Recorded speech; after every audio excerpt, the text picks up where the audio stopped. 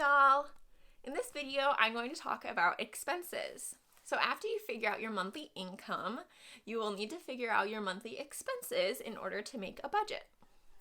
Your expenses can be separated into needs, wants, and obligations. So your needs are things that you have to live, like rent, food, and utilities. But when you're making your budget, you can ask yourself, can I find less expensive ways to meet my needs? Wants are things that you desire and you can live without. So this could include entertainment, going out to eat, or buying clothes that you don't necessarily need. So ask yourself, can you use less money for your wants?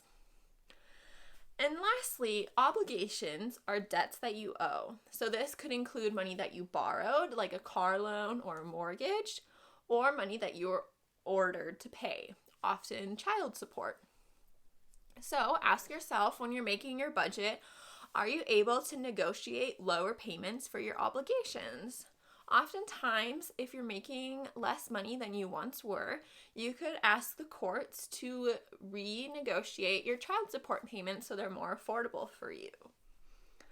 So for people who receive benefits with an asset limit, such as Badger Care, you can consider using the money that would put you over assets for those programs to pay down some of your obligations, like child support debt or other forms of credit card debt, etc.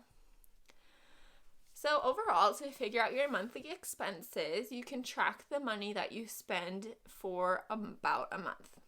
So record each bill that you pay and all of the cash that you spend for an entire month. You could do this with a pen and paper, you could write notes on your phone, or you could find a budgeting app that works well for you. So the things that you'll be tracking down will include rent, utilities, groceries, gas or transportation, your car payments, phone bill, entertainment, debt payments, child care, if you have a pet care, and other household and personal expenses. You should also think of significant expenses that you don't pay every month. If you own a home, this would include property taxes. Car insurance often is not paid month to month.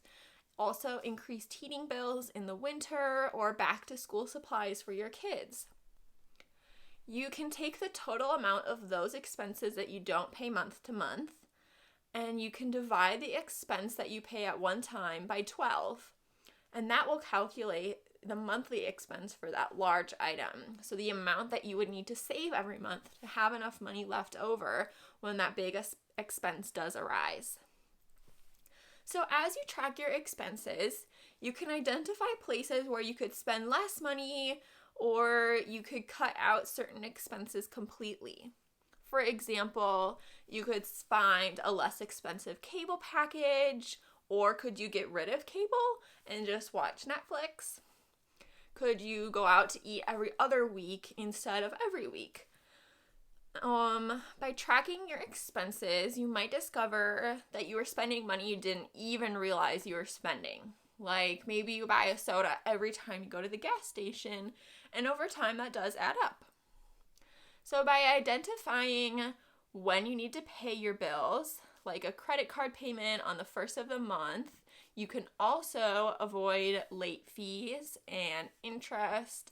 So those are some also avoidable expenses that you will probably identify when you track all of the money you're spending. So stay tuned for putting together a budget.